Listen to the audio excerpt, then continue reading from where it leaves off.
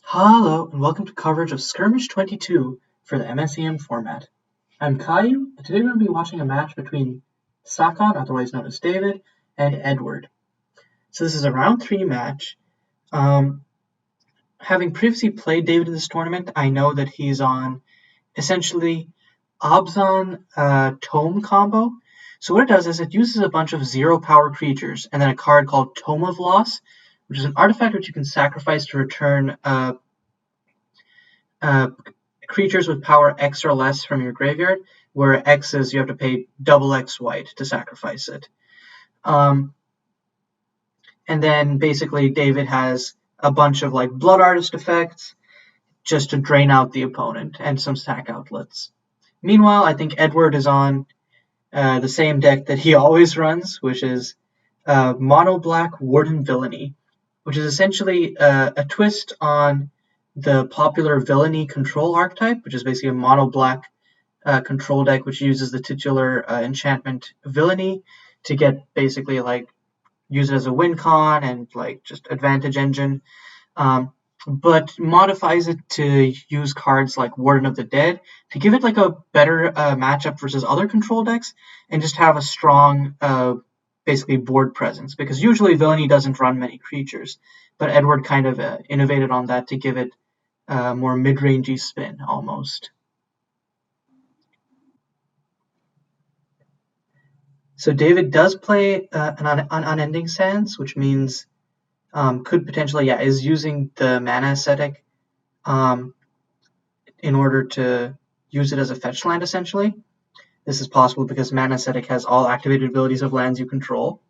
Usually that just means that it acts as a mana dork, but sometimes it can also do funny stuff like this, which is also particularly relevant because first of all, this thins David's deck, but more importantly, it puts a 0 power creature in grave that can be recurred with a Tome of Loss. So it gets a Sunset Sands, lets the Sunlit Cactus come untapped, but then we'll pay 2, and there's the titular card. There's Tome of Loss. Yep. Meanwhile, Edward is just going to, I believe, play a Swamp, crack this Dark Bargain for another card, yeah. And at this point in the game, because David isn't really on like David's on a combo deck, but as far as I know, it isn't like that fast of a combo, so not like Edward has to worry about tapping out here. And another Dark Bargain. Ouch. So one card that Edward has that's really good, which I'm just mentioning this because Edward's cantripping a whole bunch, and so could land into this, is Memento Mori. It's essentially main deckable Grave Hate, and it just kind of beats out David's deck because, as long as Edward doesn't tap out, he can just use Memento Mori to exile David's grave whenever he wants. So David has a Clinging Cacti, another 0 power creature, and a Blood Artist. So the engine is starting to get set up, just needs a sack outlet. The problem is that David really needs both more cards in hand and a sack outlet. Only has 1 card left in hand. Meanwhile, Edward is holding on to a grip of 8 cards because of all that cantripping he's been doing. And tapping 3 for a Villainy? No, a Performer of Ambition. Interesting. So this is one of the more mid-rangey additions I was talking about earlier that makes the deck have like interesting varied angles of attack. It also leaves like a nice clock on David right here. Oh, but that's the top. That's a sack outlet, Merchant of False Lives. So usually the main use case for Merchant of False Lives has generally been to sack it and then mill your opponent out using some infinite combo engine. And while that is kind of possible as well, in this matchup, you also just use it to mill yourself to get more targets for Tome of Loss into your graveyard. So I assume that David is probably just going to block Performer with Clinging Cacti, sack it to Merchant of False Lives, drain for 1, create the Sapling token, and mill himself for 2. And ouch.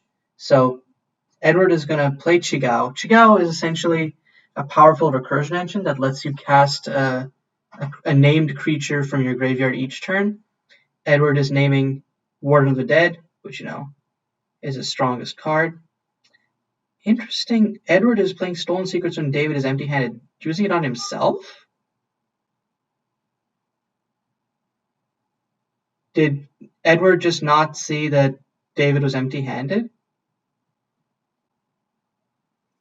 Oh yeah, Edward just didn't see that David was empty-handed. Whoops. And playing it empty-handed is sometimes, when your opponent's empty-handed, is sometimes good, surprisingly, when you have a Villainy, because then it's a free Villainy trigger. Or not free, but you pay 1 black for it. But that's pretty good. But in this case, yeah, it's just kind of a wasted card. So Edward is going to attack with Performer of Ambition. Let's see if the line that I predicted earlier will happen. Edward discards Chigao, and oh no, Performer transforms, because David has no cards in hand. Oh, and this is really, really bad, because because David's whole plan is to mill himself, which will just make Urchin King stronger. So right now it appears to be an 8-8. Whew.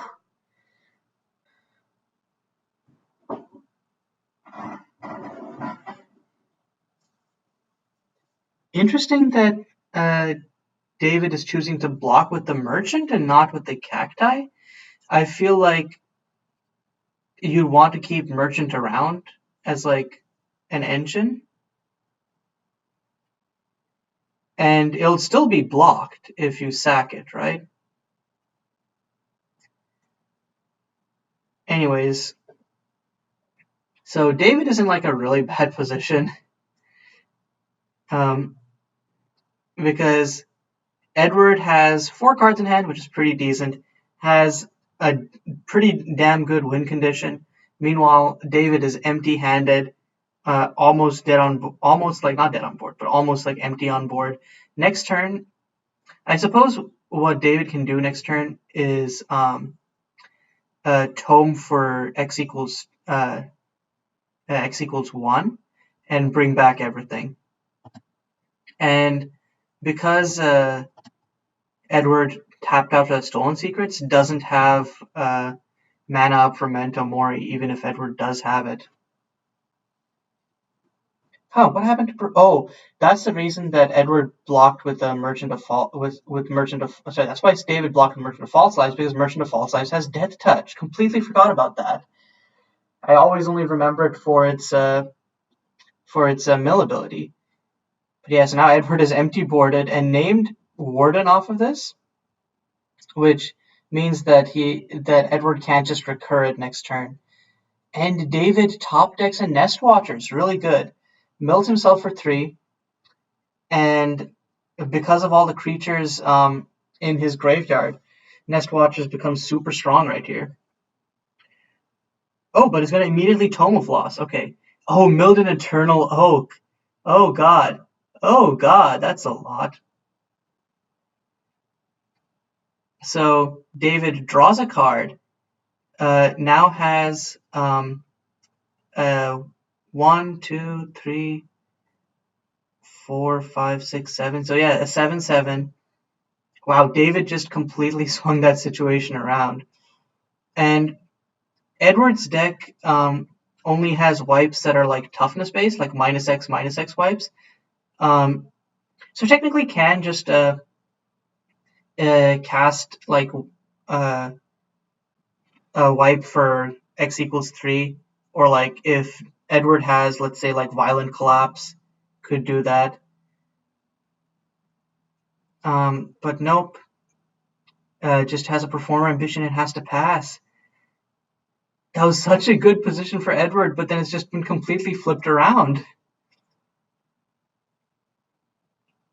And I think that, yeah, I think David should have waited a turn.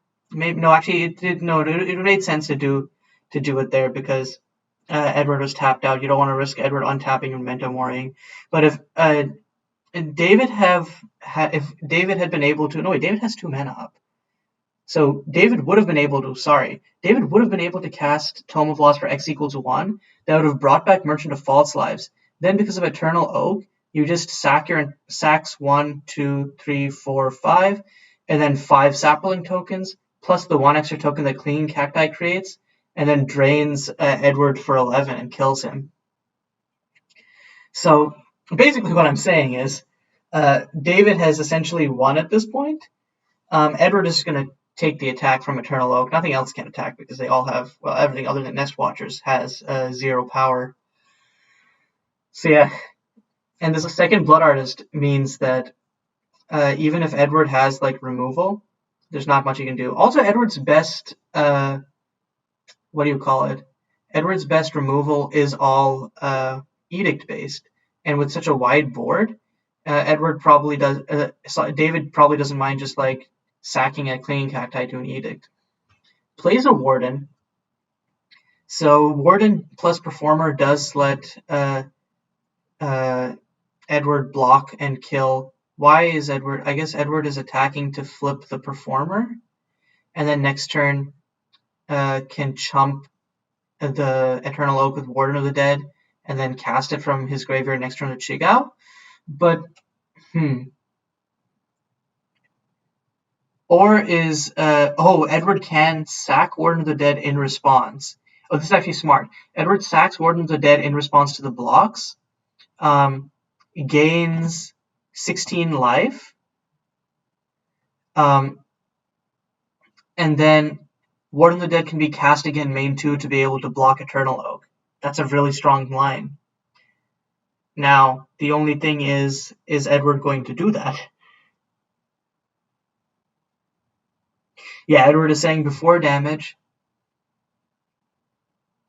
Yep, sacks the Warden of the Dead to Urchin King.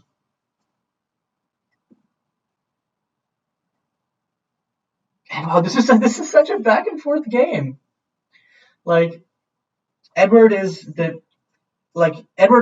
first of all, David was in a really untenable position, but then just tomed to get this huge board. And then like in response, Edward manages to like have this huge Urchin King and then set up this like infinite Warden engine with Urchin King to be able to gain absurd amounts of life. And for those wondering why Warden of the Dead is quote unquote infinite, it's because Chigao lets you cast Warden from the grave. Urchin King is a sack outlet. Warden itself, when Warden dies, you essentially get an emblem which lets you cast it for free for the rest of the game. So main 2, Edward recasts the Warden, and then has it up as a blocker for Eternal Oak. And that makes David really have to close out this game quickly. Otherwise, Edward can just gain absurd amounts of life with the Urchin King. Yeah, like this wouldn't have happened if David had just used X = 1 for that tome. And this also gives Edward card advantage because he can just keep cantripping with Warden.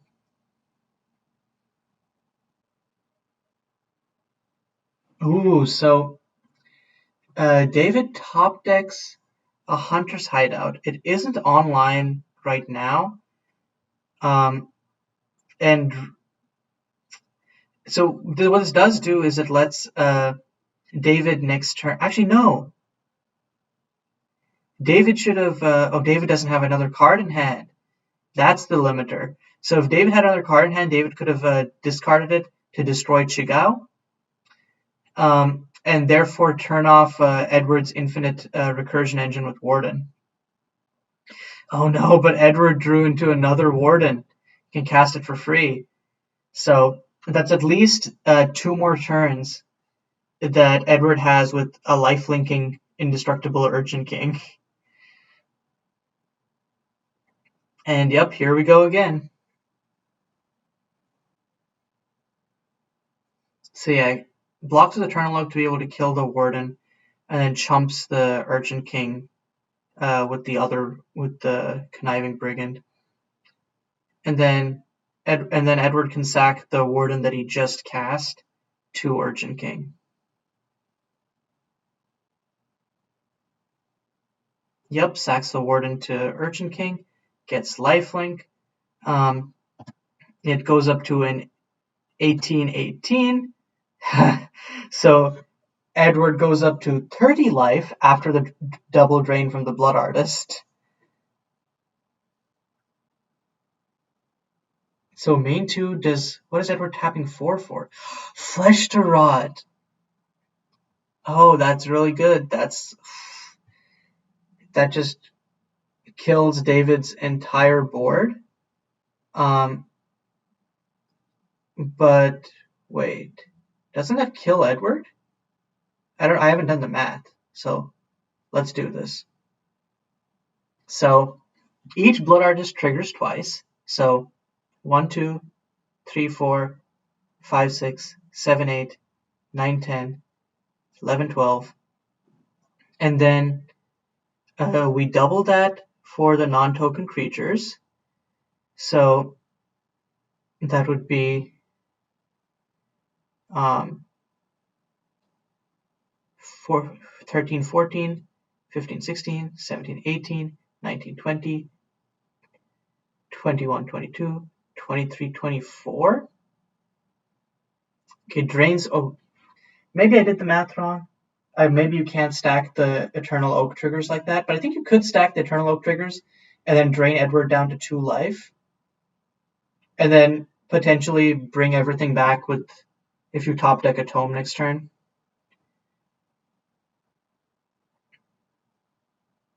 And then Edward is just going to free cast the Warden to cantrip into something. David does die next. Oh, Tome.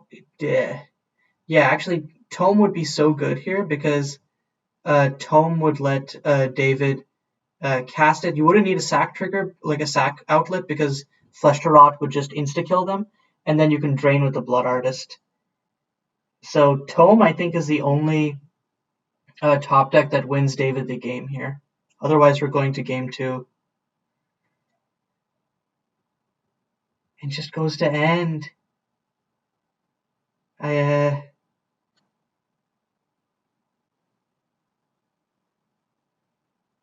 Ouch. David's only card in hand was a Merchant of False Lives. I don't know why wouldn't David just play that as a chump blocker?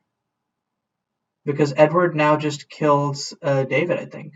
Or at least deals 26 minus 2, deals 24. Oh yeah, also has the Warden, so deals even more than that. And then Edward gains like 20, 24 life. So crazy.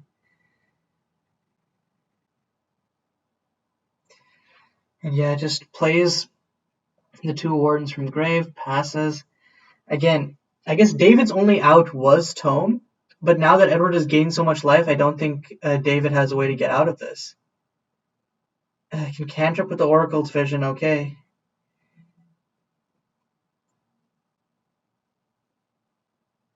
I think David just scooped right there. Yep, we're going to a game 2. That was such a crazy back and forth.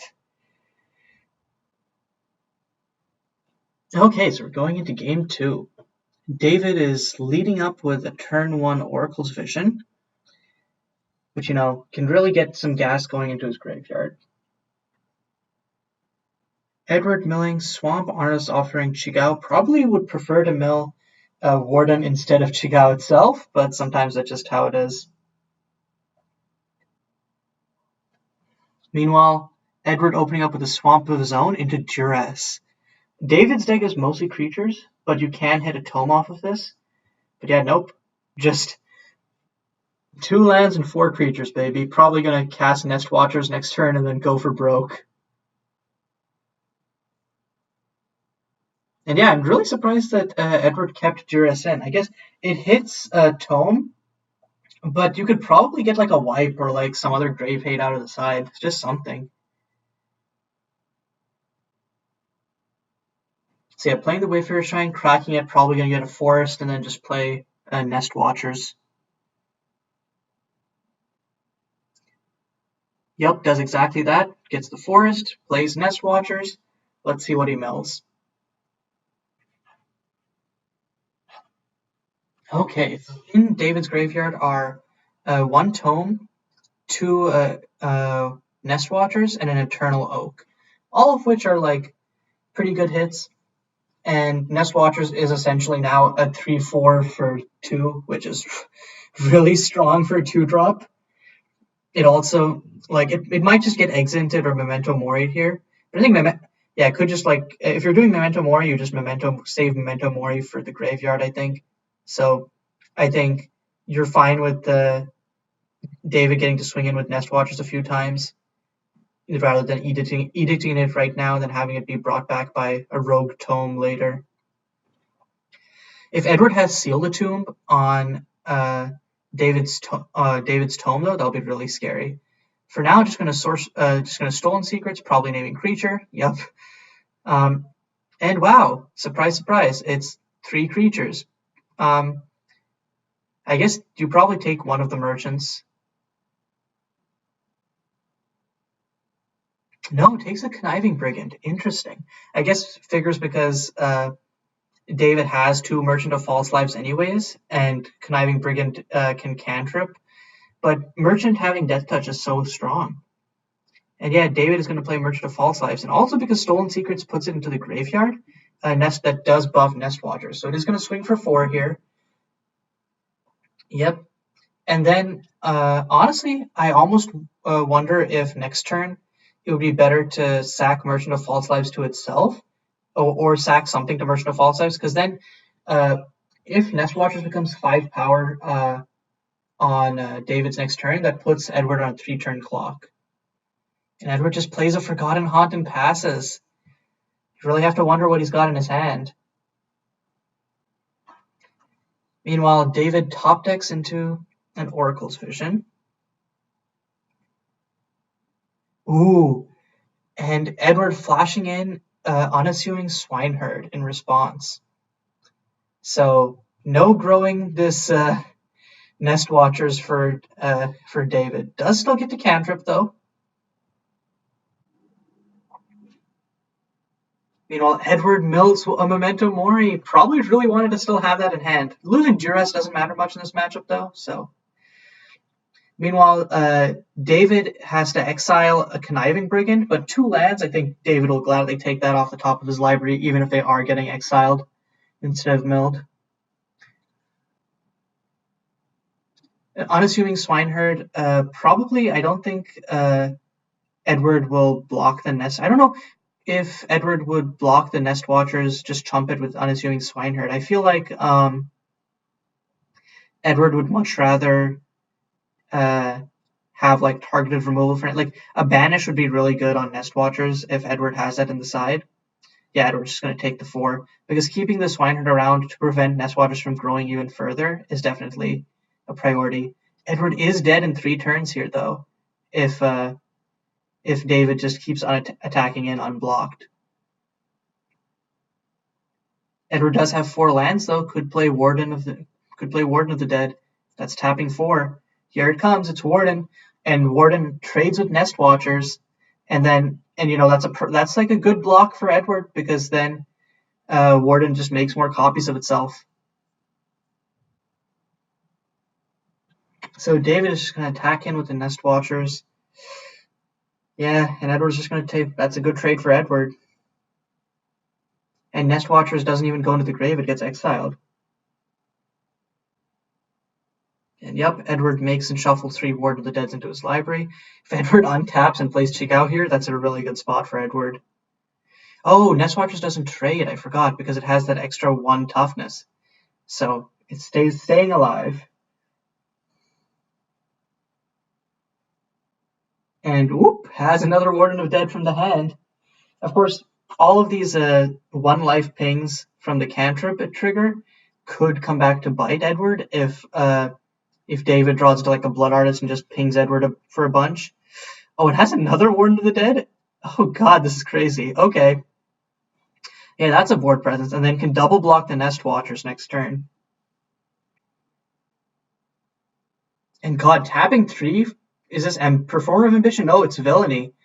Wow, what a position for Edward to be in. And also Forgotten Haunts means that on end step, Edward can start like really building his board. I think probably at this point though, Edward just keeps the Wardens around.